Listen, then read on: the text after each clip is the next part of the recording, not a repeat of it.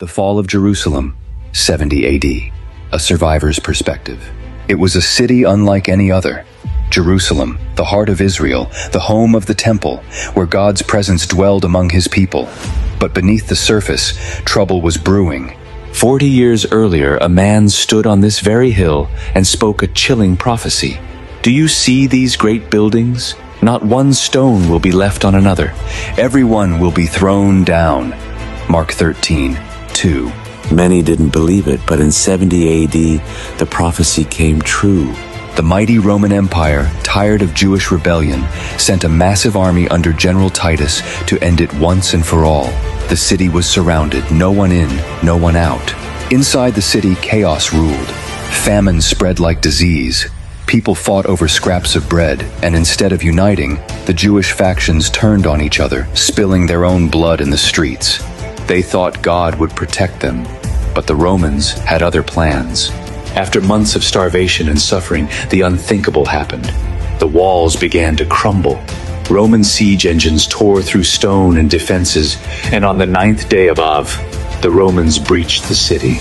The streets ran red with blood. The resistance fought bravely, but they were outnumbered, outmatched, and exhausted. And then the worst happened.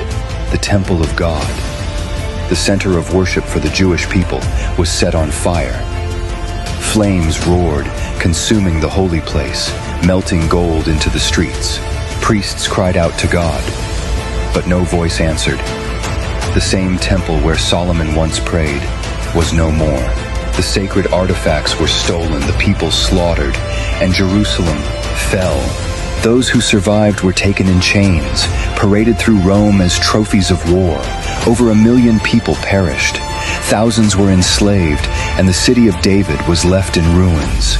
To this day, the Arch of Titus stands in Rome, carved with images of Jewish captives and the stolen menorah, a painful reminder of what was lost. The prophecy was fulfilled.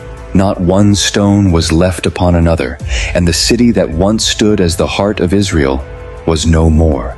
The fall of Jerusalem wasn't just a military conquest, it was a turning point in history. A moment that reshaped the Jewish people, the early Christians, and the very world itself.